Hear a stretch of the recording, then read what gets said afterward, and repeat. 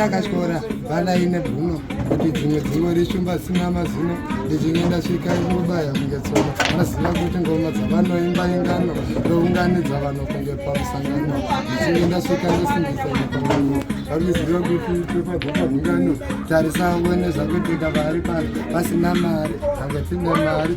kungoimba chete kavira kumberi vari dzamangoma kuita ngevhakeri goma riringotovavaverengese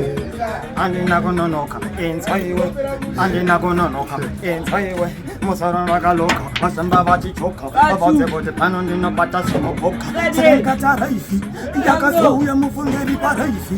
vakapisa musoro bata senge raisi vaudze vachatamba kamataifa chimwa mari 5 uya mendo kakutomhanya ngoma kuita ngemovhadho vatemwa nemusoro vafema panadho ndaita mbiri kuita ngekalabho chibvunza sai uya vhairasi ndinototopa kwete mainasi vaudze ndovarwadza sekuvairasi kuziberikisiyasi nerinotoriasi tarisaone bvunza ngamahasi vaudze kuti ngoma ndoimba izvezvi vaudze handiterere zvematuzvi nekuti vaudzendovaapa ngoma indoimba nemuromo ndinovapa dhemo ndonama kunge nama ndezvipango kunge slomo handisi wedhomo vanoziva kuti kumangoma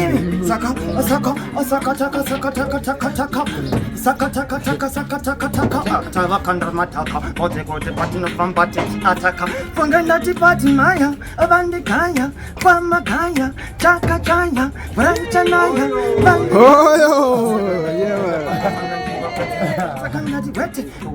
wete vaipete wete vandarete wete vaikete muswe vaupete sakangati wete dende